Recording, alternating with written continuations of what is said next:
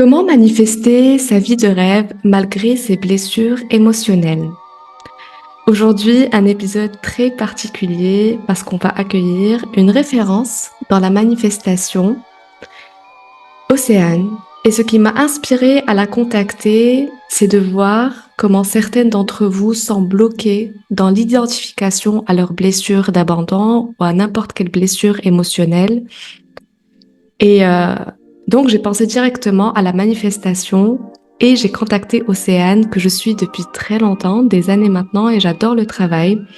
Donc aujourd'hui, elle va nous donner des outils, des clés, comment manifester cette vie de rêve ou comme elle appelle, elle, la vision ultime, malgré les blessures émotionnelles. Et à la fin, elle va nous donner des conseils de bachata aussi. Ok, Océane?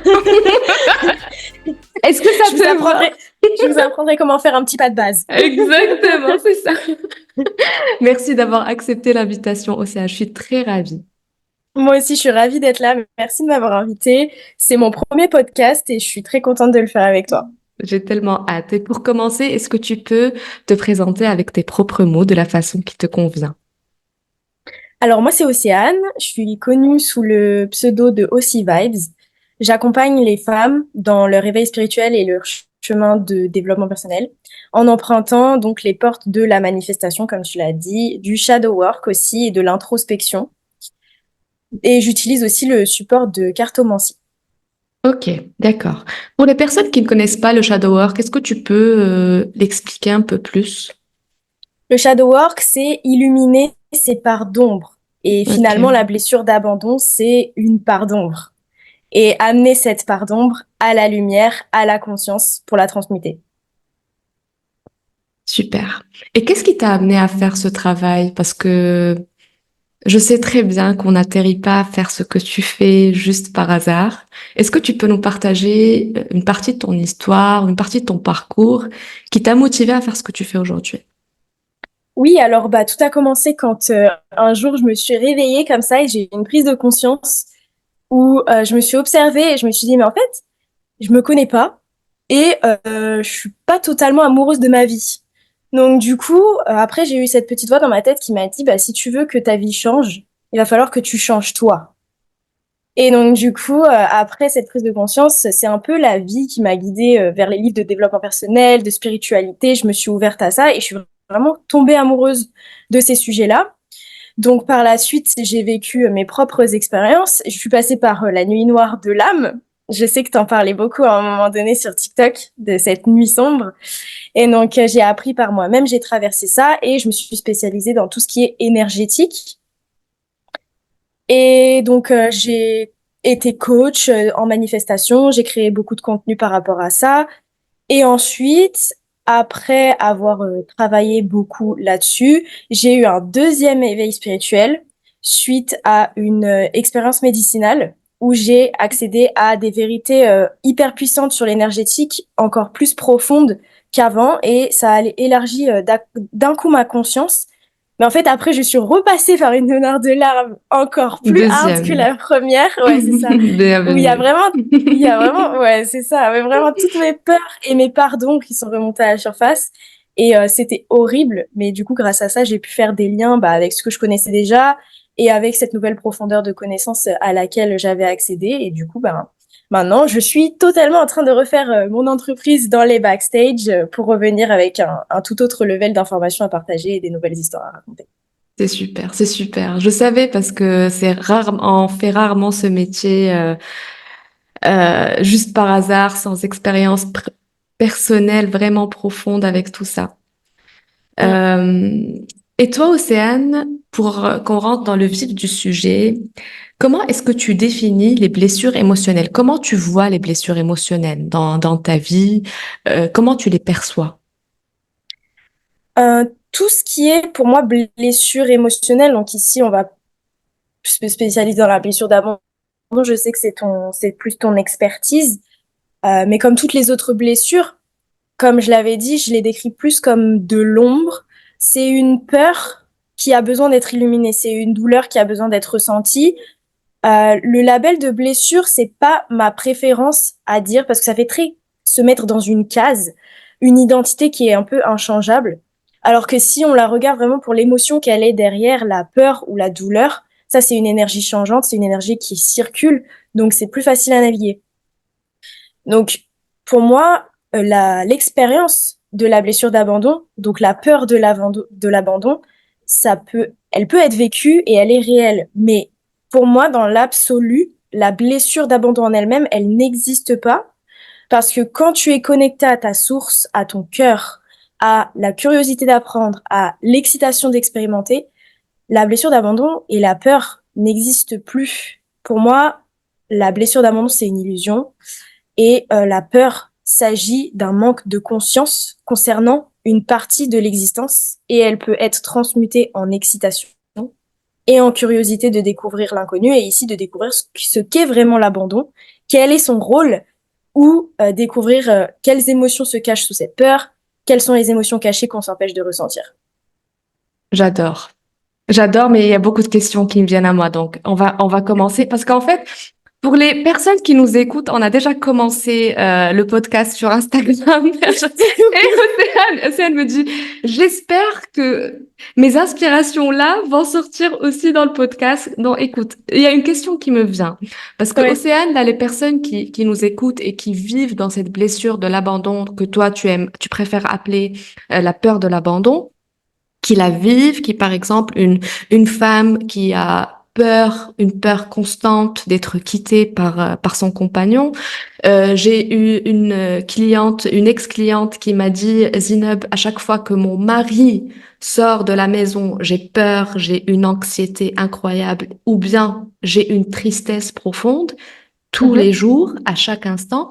Donc peut-être les personnes qui nous écoutent et qui sont dans cette blessure tous les jours, dans ses sensations tous les jours, dans Oui. ses émotions tous les jours, vont te dire, Océane, comment peux-tu me dire que c'est une illusion alors que je la vis tous les jours? Oui, alors c'est pour ça que j'ai dit que l'expérience de la blessure d'abandon, elle est réelle. Mhm. Mais la blessure d'abandon en elle-même, dans l'absolu, elle n'est pas réelle. Donc, c'est-à-dire que tu vas ressentir ces émotions, tu vas ressentir ces peurs-là. Et je ne suis pas du tout en train de bypasser ces émotions. Et ça, c'est vraiment important. Et ça, on va le revenir dessus après. Je ne suis pas en train de rejeter ces émotions ou de les minimiser ou de les rendre illégitimes ou je Mhm. ne les invalide pas. Oui. Donc ça, ces émotions, ces sensations existent. Et d'ailleurs, une autre chose que tu m'avais dit aussi sur Instagram, c'est que même ces sensations-là, c'est une illusion. Oui, parce que au final, bon, elles sont bien réelles parce que tu l'expérimentes, mais la peur, en réalité, elle peut être transmutée, comme je disais, en excitation de découvrir l'inconnu. Parce que la peur, J'adore ça. c'est un manque de sécurité. J'adore Et ça. quand tu te J'adore. rends compte que le champ des potentialités est safe, tu peux transmuter la peur en curiosité de découvrir l'inconnu, ce que tu ne connais pas. J'adore ça, Océane. J'adore ce que tu viens de dire. Mais comment, alors qu'on a été conditionné que l'inconnu, ça fait peur. Ah, mais évidemment! Que, c'est-à-dire que pour les personnes autour enfin, on a été conditionnés, nos parents, nos grands-parents, que la sécurité, que savoir là où tu vas, ce que tu auras même après la retraite dans 30 ans, c'est bien écrit, tu sais où tu vas, tu connais ta vie, ça c'est sécure, mais l'inconnu, ça fait peur. Donc, je comprends très bien ce que tu veux dire, que la peur, l'autre pièce de cette peur de l'abandon, on peut la transformer en excitation. Mais Mm. comment toi, tu réussis justement à changer ça, de passer de la peur à l'excitation et, euh, et faire de cet inconnu une place qui est safe?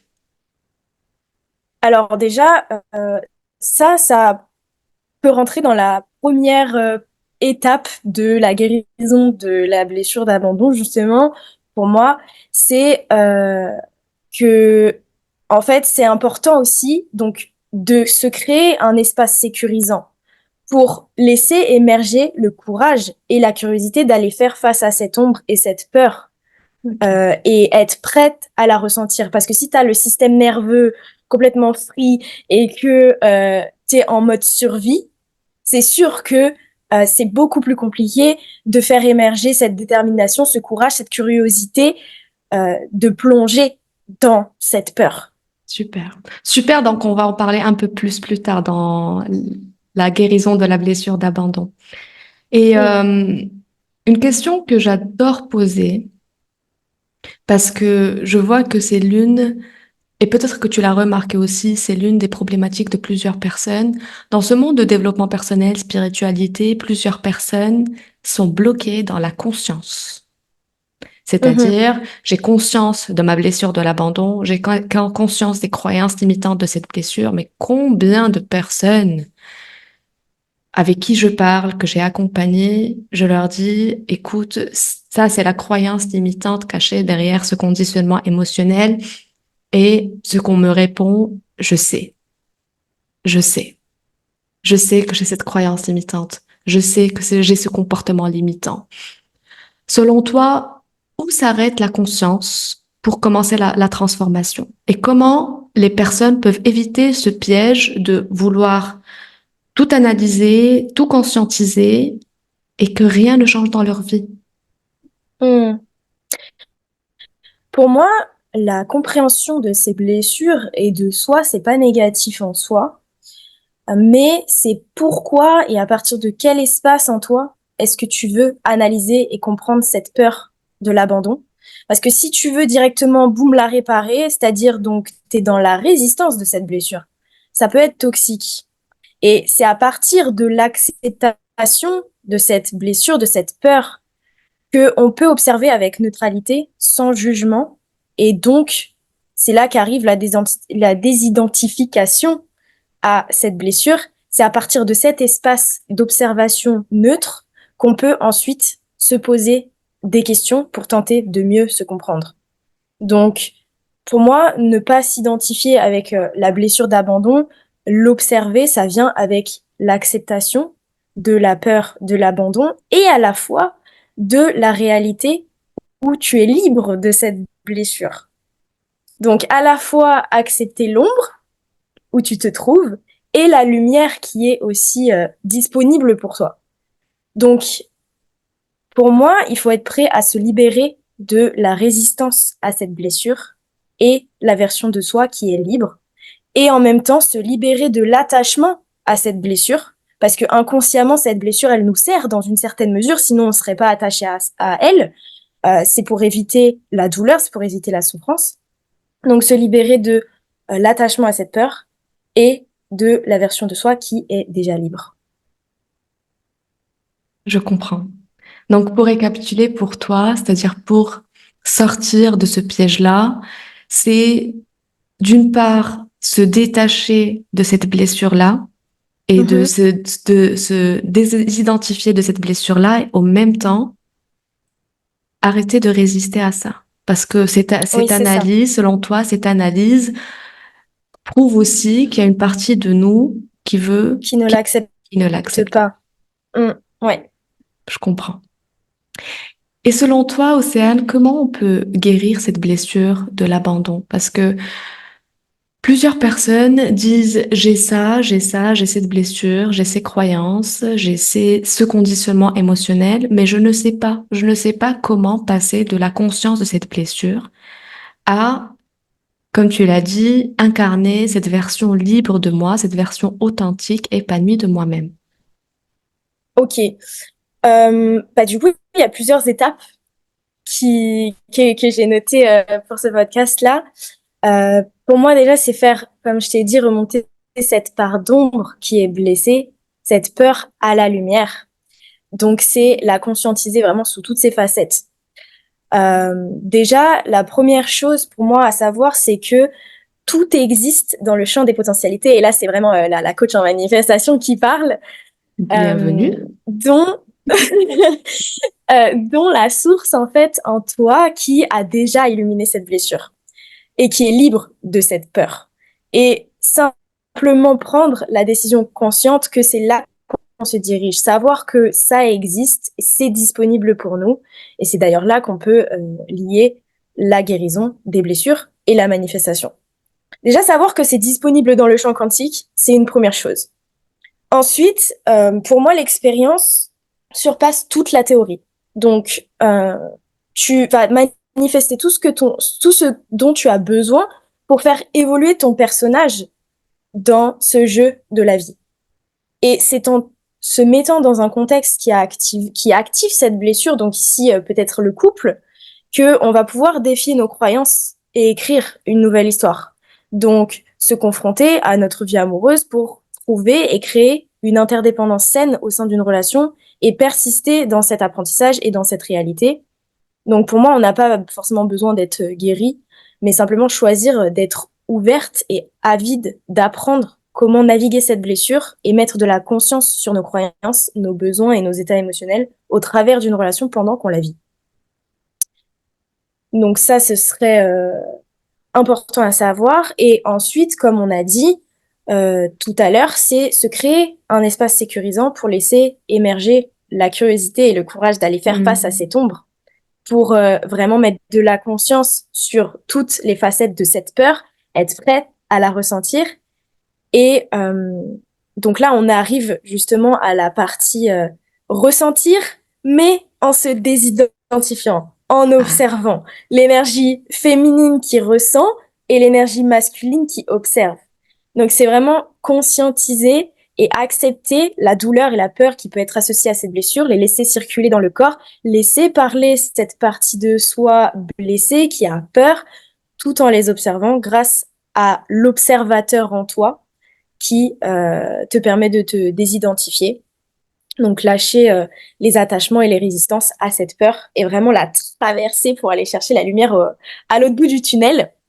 Et pour moi, personnellement, la lumière à l'autre bout du tunnel, je sais que c'était arrivé à ma meilleure amie en fait.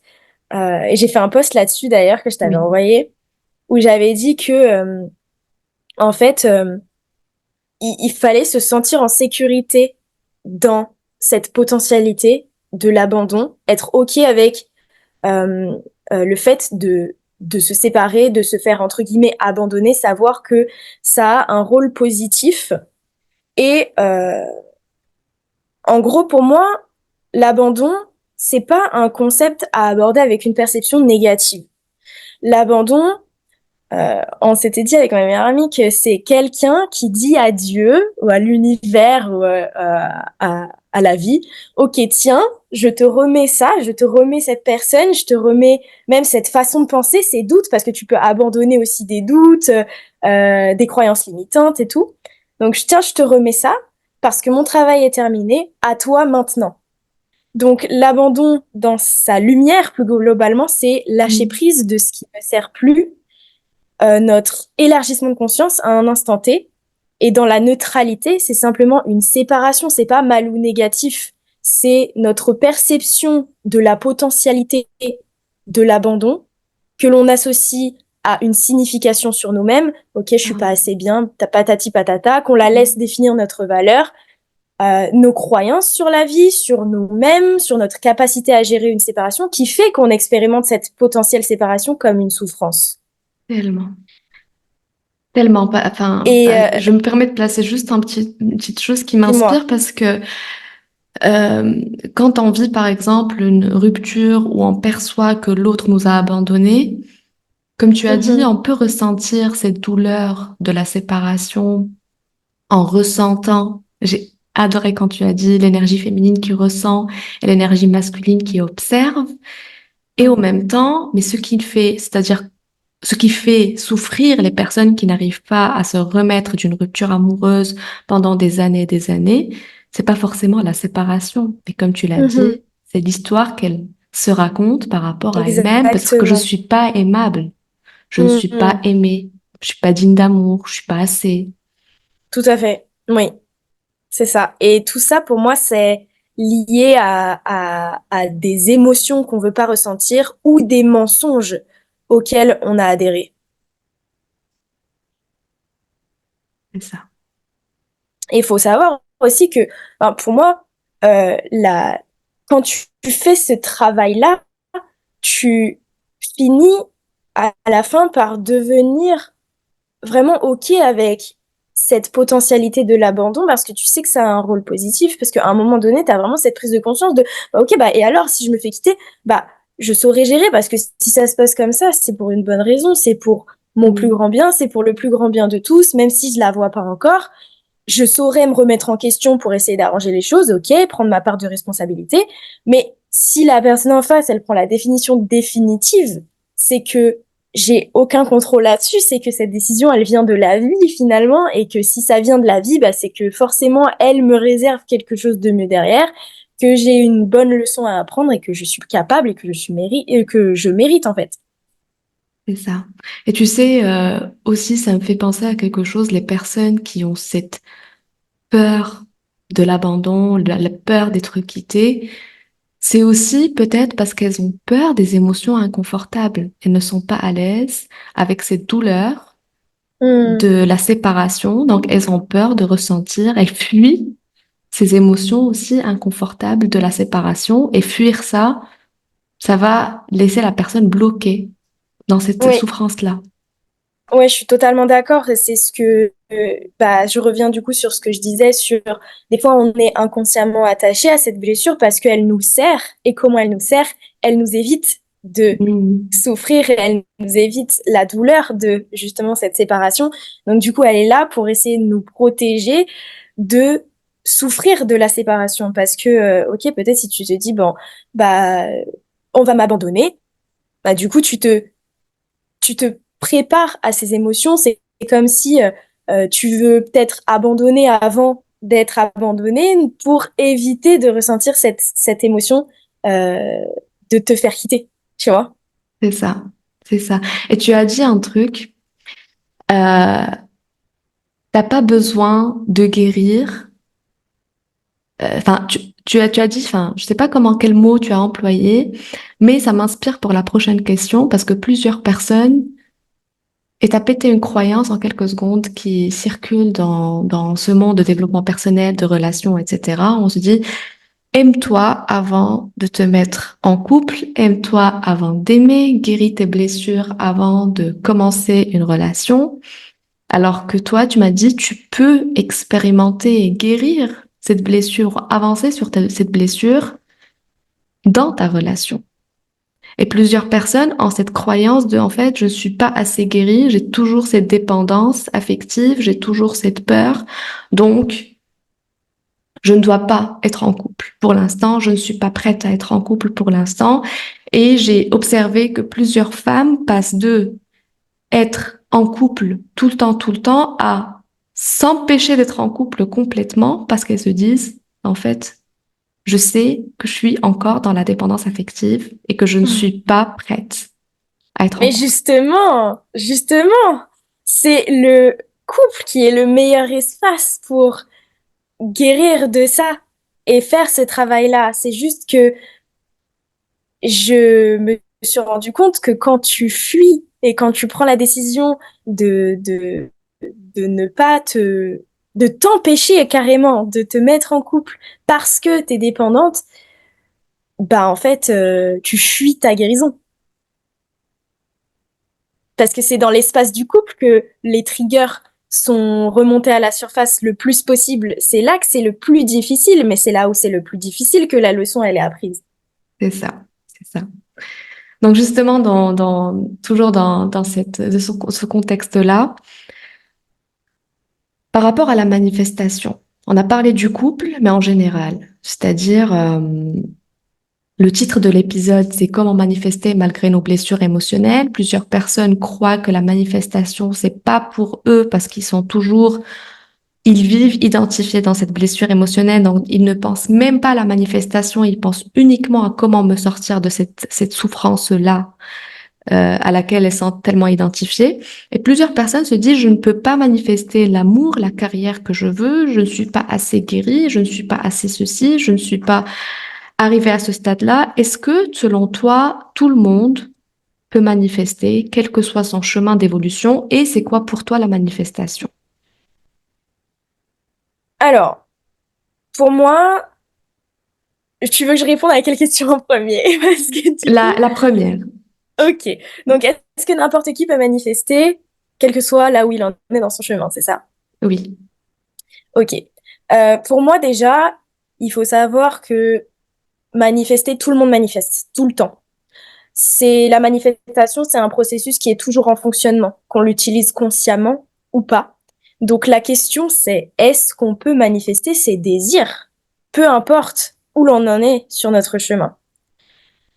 Donc manifester ses désirs à l'extérieur, s'ils sont en dehors de notre zone de connu, ça passe toujours par une transformation intérieure, un changement qui commence par soi. Et tout le monde peut se transformer intérieurement. Donc, tu vas évoluer sur ton chemin au fur et à mesure de ton processus de manifestation. Mais oui, tu peux partir de n'importe où et ce processus peut prendre plein de formes différentes. Donc, oui, tu peux manifester et guérir en même temps. Et c'est d'ailleurs ainsi que on manifeste quelque chose de durable si on est prêt à suivre le flot des changements intérieurs, des leçons, des enseignements que le processus de manifestation a à nous offrir. Ok, donc selon toi, la blessure ou la peur ou les croyances limitantes ne nous empêchent pas de manifester jusqu'à maintenant nos désirs, quel que soit notre chemin. Non, après, serait important aussi à préciser, c'est que se poser la question, en fait, quelle part de soi choisit ses désirs à manifester? Parce que est-ce que c'est la blessure d'abandon qui choisit l'objet de son désir pour éviter la souffrance de cette blessure? Est-ce que je choisis d'être célibataire pour éviter de souffrir de cette dépendance? Est-ce que je choisis de me mettre en couple pour éviter d'être seule? Ou est-ce que c'est vraiment notre conscience aimante qui choisit nos désirs? Parce que les désirs choisis à partir de la peur, à partir de la blessure, sont pas tout le temps justes pour nous. On peut avoir des faux désirs. Oui, Et choisir ses désirs à partir de l'amour de cette peur, de cette blessure, ça nous approche de notre réelle intention. Ce qui est important, c'est que on ne souhaite pas manifester quelque chose à l'extérieur. En réalité, on souhaite toujours manifester un état d'être intérieur, oui. une fréquence, une énergie. Donc, un point de focalisation, une intention plus juste, ça serait euh, manifester de se reconnecter à cette énergie d'amour. Manifester l'énergie de la passion, manifester de se connecter à la paix, de se connecter à l'abondance en fonction de ce qu'on associe à notre manifestation extérieure. Ça peut être aussi manifester la liberté, être libre de cette peur, être libre de l'emprise que cette blessure elle a sur nous, qu'elle arrête de nous contrôler, mais qu'on commence à la maîtriser, tu vois. C'est ça, c'est ça. Et tu sais, ce qui m'inspire là, c'est que la manifestation nous permet aussi de sortir d'un conditionnement qui est bien ancré et qui est que ce sont les choses extérieures qui nous permettent de ressentir certaines émotions, que Mhm. ce sont les choses extérieures qui nous permettent d'être dans une certaine vibration. Oui, c'est ça. Et en fait, tu te rends compte que tout est disponible maintenant sur une autre fréquence. Tout est déjà là, dans l'instant présent, ici et maintenant. Et c'est aller chercher cette fréquence maintenant et répondre à notre réalité actuelle à partir de cette nouvelle fréquence qui fait que on manifeste ce qu'on choisit en fait finalement. Et comment est-ce que tu as répondu à la question, comment tu définis la manifestation? Alors non pas encore, on y vient du coup. Oui donc la manifestation. Alors je dis manifestation, Mais depuis mon expérience médicinale, je préfère remplacer le terme de manifestation par le terme navigation énergétique. D'accord. Parce que dans le terme manifestation, en fait, je ressens vraiment cette énergie, cette notion de contrôle, cette énergie un peu sous-jacente de j'utilise cette porte-là pour arriver quelque part dans le futur. Mhm. Alors que, en réalité, la manifestation, c'est plutôt un processus qui se passe dans le présent pour l'expérience, plus que pour la destination. Et c'est justement ce processus de navigation énergétique basé sur les piliers de l'intention, donc le choix incarné, le je suis, whatever, et le lâcher prise. L'intention est le lâcher prise. Lâcher prise, accepter, lâcher l'attachement et la résistance à ce qui est et ce qu'on choisit de lâcher pour s'abandonner à notre intention. Et donc là, on devient un aimant à ce qu'on souhaite attirer dans notre vie tout en naviguant aussi vers notre intention. Et c'est à travers cette navigation qu'il y a aussi tout un tas de prises de conscience qui nous servent à conscientiser ce qui est pour conscientiser avec plus de précision notre intention. Est-ce que selon toi, l'intention doit être vraiment précise ou lâcher ça? Pas forcément. Non, pas Mhm. forcément. En fait, ça dépend vraiment de... Moi, je dis toujours, ça dépend de comment tu te sens par rapport à cette intention. Si tu sens de la résistance par rapport à cette intention, c'est pas la bonne. Si tu te Mhm. sens bien avec cette intention, ok, vas-y. Et le truc, c'est que on s'en fiche de savoir si c'est spécifique, pas spécifique. On s'en fiche de savoir si tu veux manifester cette personne spécifique ou si tu veux manifester le grand amour, tant que tu te sens bien avec cette intention.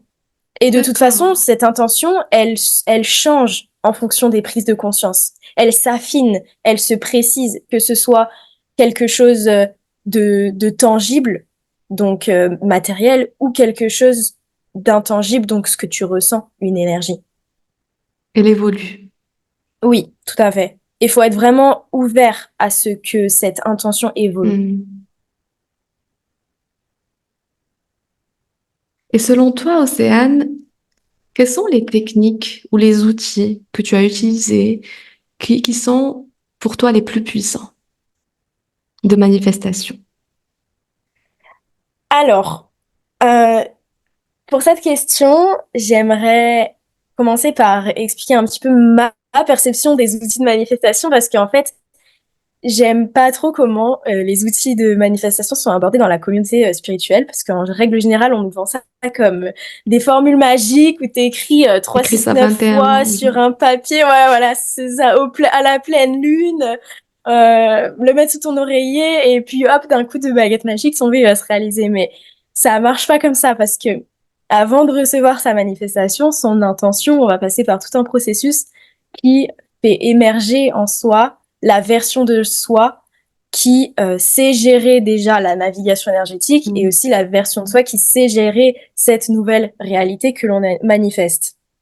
Pour moi, les outils, c'est des sortes de rituels qui ont le même objectif, qui ont la même intention intrinsèque, c'est justement de poser l'intention de sa manifestation en déterminant son point de focalisation et en concentrant son attention dessus.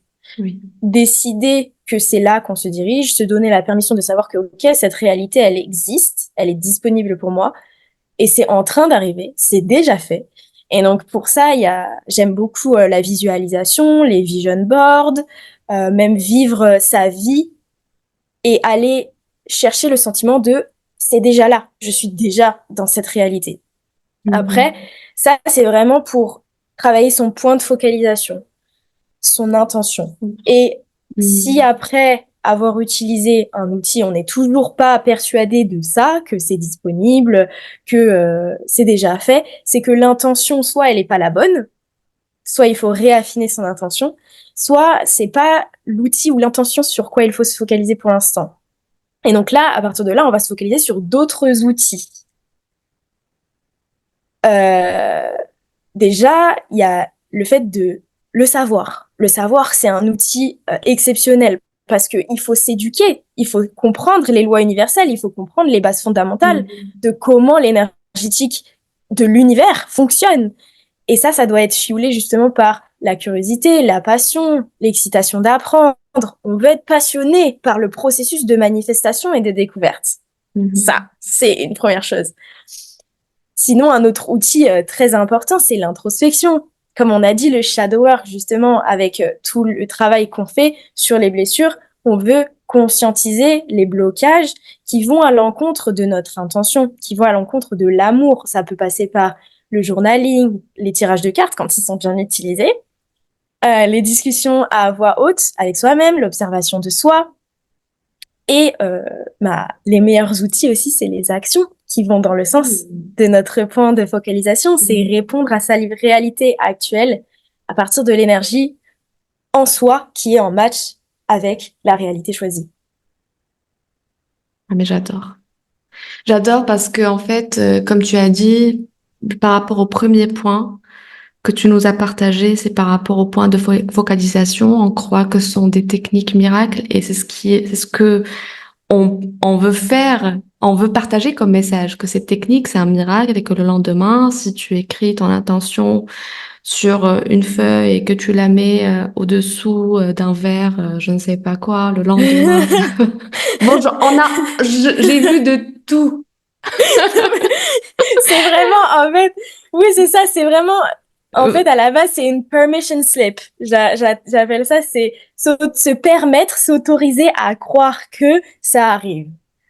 Décider que ça arrive. C'est tout, c'est le seul objectif d'un outil de manifestation. C'est comme tu l'as très bien décrit, le point de focalisation au milieu, parce que on se réveille tous les matins, on a des millions de possibilités. Ça nous permet un peu de focaliser C'est ça, sur ce qu'on veut vraiment créer dans notre vie, tout simplement. c'est ça. Merci beaucoup, Océane. J'aime beaucoup, beaucoup, beaucoup tout ce que tu nous as partagé parce que ça, je pense qu'aujourd'hui, tu nous as permis de péter plusieurs croyances, que ce soit par rapport à l'ombre, que ce soit par rapport à le shadow work ou bien la manifestation. Donc là, on arrive aux trois dernières questions Mhm. qui sont un peu rapides. Et la première, c'est quel est le meilleur conseil que tu veux donner à une personne qui veut manifester sa vie de rêve, mais qui est toujours bloquée dans sa blessure émotionnelle? Le meilleur, c'est ça? Oui, le meilleur. Ok. Ben, justement, le meilleur conseil que je peux te dire, c'est que il va falloir que tu sois prête à reprendre ta responsabilité et vraiment prête à avoir le courage de faire face à cette évolution à travers la manifestation de ta vie de rêve. Faut pas que ces peurs, ces blessures nuisent à autrui. Si c'est une relation qu'on manifeste, faut que tu sois consciente de cette blessure, que l'autre soit conscient de cette blessure aussi. Le fait d'accepter de pas s'identifier, le fait d'aller vers la réalité où tu ne la laisses plus prendre le contrôle, où tu ne laisses plus prendre où tu ne laisses plus, pardon, les blessures prendre le contrôle de tes actions, de tes choix, de tes perceptions, et vraiment avoir le courage de se diriger vers cette réalité-là, en fait. Quel est le pire conseil que tu peux donner à une personne qui veut manifester sa vie de rêve, mais qui est toujours bloquée dans sa blessure émotionnelle? Le pire conseil, Hmm. je pense qu'il y en a deux, parce que c'est deux conseils qui sont à l'opposé d'un même spectre. Et le but, c'est vraiment de trouver cet équilibre entre les deux. Le premier, c'est pense positif. D'accord. La positivité toxique, non merci, parce que ça nous fait bypass nos émotions et ça nous fait culpabiliser de ressentir des peurs, Ça. et de la douleur en fait liée à nos blessures. Donc la positivité toxique à la poubelle. Mais par contre, l'autre conseil à l'opposé du spectre, ça va être guéris de tout avant de te mettre en relation. Tu peux pas, Mhm. si t'es pas totalement guéri, tu peux pas te mettre en relation. Et en fait, c'est les limites comme ça qui nous empêchent d'explorer le champ des possibles et notre guérison. Donc, à la fois, ne pas bypass nos émotions, mais à la fois les enrober d'amour pour trouver le courage d'aller explorer avec ces émotions-là. Tellement, tellement, ce juste milieu, parce que l'ego adore les extrémités, comme j'aime le C'est dire. ça. Et, et justement, tu sais, le sujet du podcast que j'ai fait aujourd'hui, c'est les 7 pires conseils du développement personnel, spiritualité. Et évidemment, notre préféré, c'est la positivité toxique. Ah, Donc, mais tellement. Mais on tombe tous là-dedans au début, oui, c'est oui. sûr. Et parce que ça coûte beaucoup, beaucoup, beaucoup. Donc, les personnes qui peuvent écouter ça aujourd'hui et qui peuvent éviter cette erreur-là, ça sera top. Ouais, Dernière tellement. question, quelles sont les 3 meilleures habitudes adoptées selon toi pour vivre dans l'amour, pour manifester sa vie de rêve ou sa vision ultime, comme tu aimes bien le dire? Alors, pour moi, ça passe par les 3 piliers de la navigation énergétique. Ça va être déjà travailler son flow.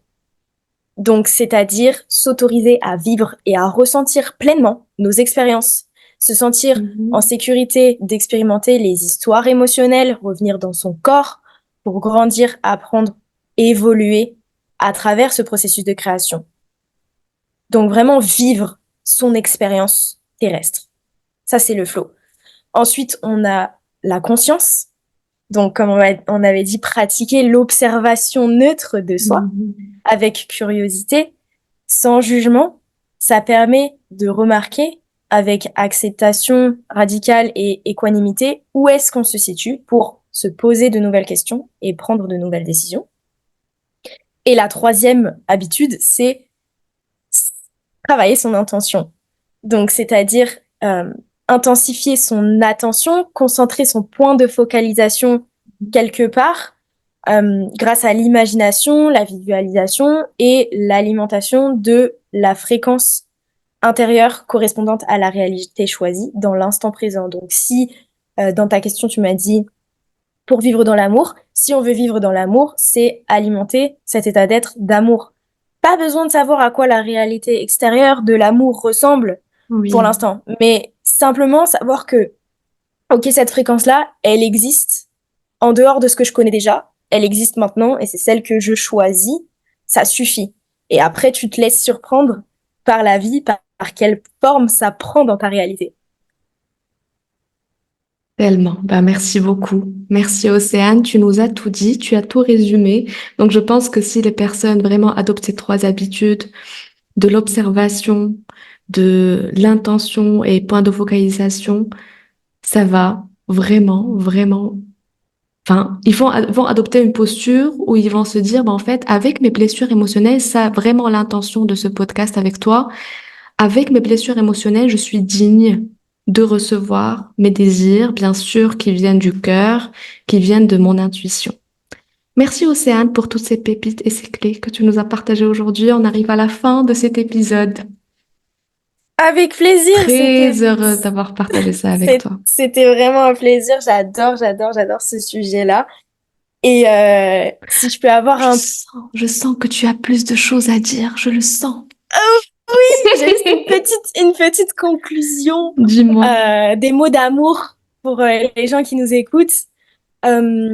C'est que s'ils ont la peur de l'abandon, je pense que la solution, c'est un peu d'abandonner sa peur. Et, euh, et c'est pas en la jugeant qu'on va la faire disparaître, c'est pas en la repoussant, mais c'est en lui enlevant son pouvoir, en l'aimant, en l'enrobant d'amour et en la remettant aussi dans les mains de la vie. C'est s'abandonner à Dieu, c'est s'abandonner à la lumière, la conscience, l'univers. Parce que si je traverse l'ombre, c'est qu'il y a la lumière qui existe dans cette situation et je peux y accéder. C'est super. Bah, merci beaucoup. Je l'ai reçu aussi. Merci Avec plaisir. beaucoup. Merci. Je vais vous laisser les liens Instagram pour l'accompagnement si vous voulez travailler avec Océane, son site web. Je vais vous laisser ça en description. Et vous et moi, on se retrouve dimanche prochain, même heure, même endroit. Prenez soin de vous et merci encore Océane. Merci à toi, merci beaucoup de m'avoir invité, c'était vraiment un plaisir. Merci beaucoup. Merci.